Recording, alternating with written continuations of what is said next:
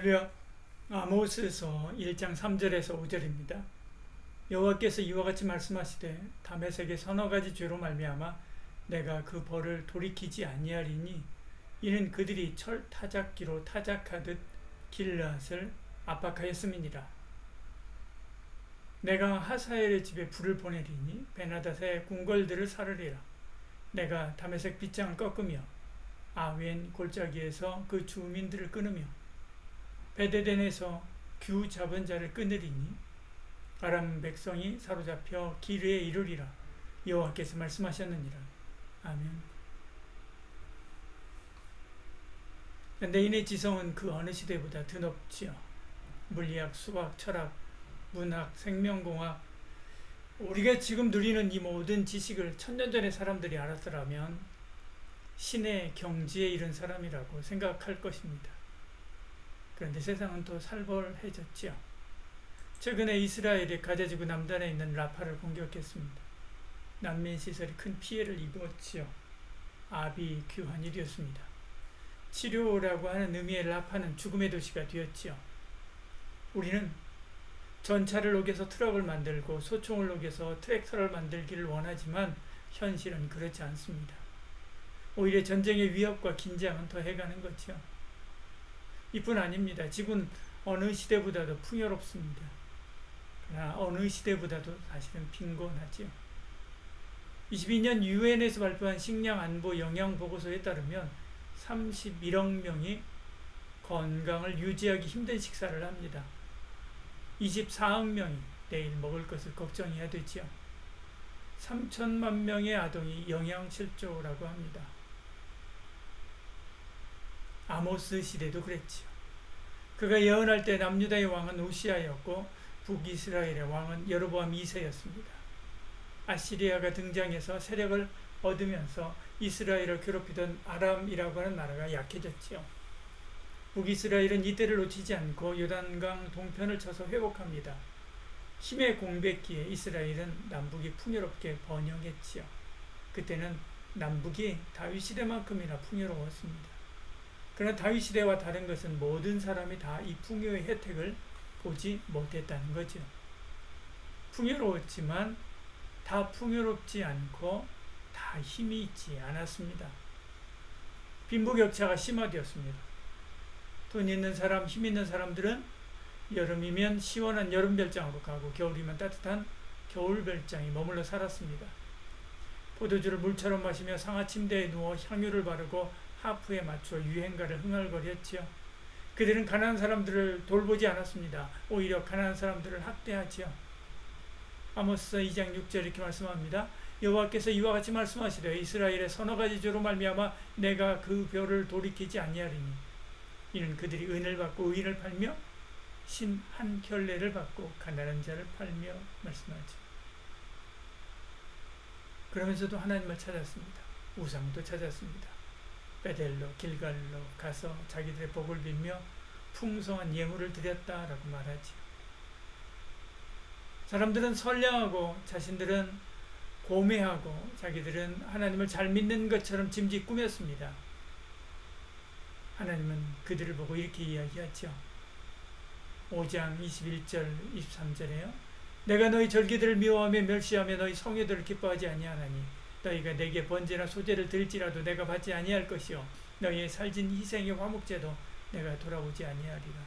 내 노래소리를 내 앞에서 그칠지어다 내 비파소리도 내가 듣지 아니하리라. 하나님은 이 말을 누구를 통해서 전하는 줄 압니까? 아모스입니다. 드고아의 시골 목자 아모스입니다.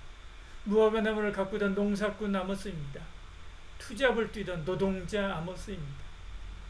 너희가 스스로 뭔가 된 척하면서 가난하고 약한 자들 앞에서 선량한 척하지만 너희들의 진실을 농사꾼도 한다. 양치기도 한다 라고 말하는 거죠. 그러면서 이렇게 이야기합니다. 아모스 5장 24절에 오직 정의를 물같이 공의를 마르지 않는 강같이 흐르게 할지어다. 여러분, 우리는 풍요의 시대에 살고 있습니다. 지성이 폭발하는 시대죠. 먹을 것이 넘쳐나는 시대입니다. 사람들은 스스로 고상한 것처럼 고미한 것처럼 짐짓 자기를 꾸밉니다. 하나님을 잘 믿고 선량한 하나님의 사람인 것처럼 말하죠. 그러면서도 전쟁에 눈 감습니다. 불의한 자들 앞에 얼음이 되지.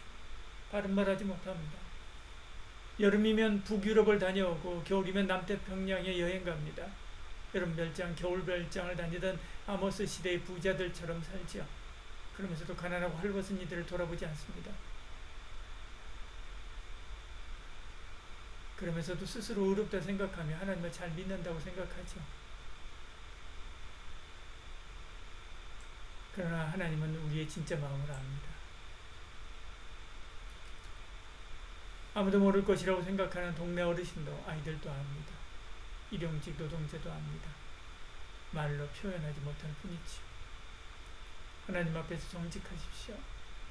하나님을 믿어 의롭다함을 받은 나는 이 세상 정의를 물같이 공의를 강같이 흐르게 하고 있는가, 아니면 눈 감고 아웅하며 살고 있는가 돌아봐야 됩니다. 하나님은 아모스를 통해서 이렇게 선포합니다.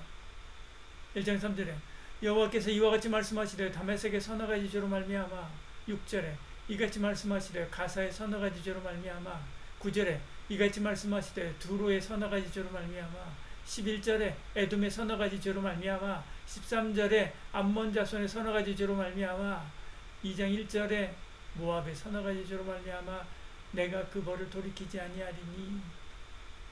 지금 우리로 말하면 푸틴의 서너 가지 죄에 대해서 선고하겠다. 하마스의 서너 가지 죄에 대해서 선고하겠다.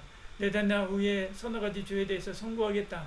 김정은의 서너 가지 죄에 대해서 선고하겠다. 이렇게 말하는 것과 같은 것입니다. 사람들은 열광했겠죠. 그래, 저놈들 나쁜 놈이야. 죽어 마땅한 놈이야. 아모스, 너 정말 정의를 외치는 선지자 맞구나. 내 말을 들으니 속이 시원하다. 그러나 아모스의 예언은 여기서 멈추지 않습니다. 2장 4절에 여호와께서 이와 같이 말씀하시되 유다의 서너 가지 죄로 말미암아 내가 그 벌을 돌이키지 아니하리니. 사람들은 유다까지 정죄한단 말이야 라고 생각하지. 그래, 결정적으로 이 말을 듣고 돌아섰을 것입니다. 6절에 이와 같이 말씀하시되 이스라엘의 서너 가지 죄로 말미암아 내가 그 벌을 돌이키지 아니하리니. 아모스는 남유다 사람이지만 북이스라엘에서 예언을 선포합니다. 사실 이스라엘 너희가 더 나쁜 놈이야 라고 말하고 싶었던 것이죠. 그래서 이방의 죄를 하나하나 말하면서 주목하고 끌어올려 주목시키고 가장 중요한 죄인인 유다와 이스라엘에 대해서 마지막에 선언하는 것입니다. 이스라엘 너 나빠. 하나님 앞에 회개해야 해 라고 말하는 거죠. 아모스는 1년 정도 예언하고 갑작스럽게 사라집니다. 어떻게? 왜? 예언이 멈췄는지 모릅니다. 추방을 당했을 수도 있고 죽임을 당했을 수도 있고 사람들은 그의 설교를 더 듣고 싶지 않았을 것이지. 여러분, 하나님은 지금 이 말씀을 연일 미사일을 쏘아대는 김정은을 향해서 말씀하지 않습니다. 비겁하게 급습한 하마스에게 말하지 않습니다. 이스라엘의 네단야후에게 말하지 않습니다. 러시아의 푸틴에게 말하는 것이 아닙니다. 우리에게 말씀하는 것입니다. 나에게 말씀하는 것이지. 위선 떨지 마라. 너도 서너 가지 죄가 있지 않느냐. 너도 스스로 의롭다함을 받았다고 말하지만 너도 스스로 거룩한 하나님의 자녀라고 생각하며 예배하고 기도하지만 하나님의 공의를 굽게 하는 욕심 많은 정치인, 자기 배만 불리는 아모스 시대의 부자들, 세상 눈치를 보는 비겁한 지식인과 진법자라고 말하는 것입니다. 오늘 이 말씀을 내게 주신 말씀으로 받아 회개하고 하나님이 기뻐하는 의로운 믿음의 길을 가는 저와 여러분 되기를 축복합니다.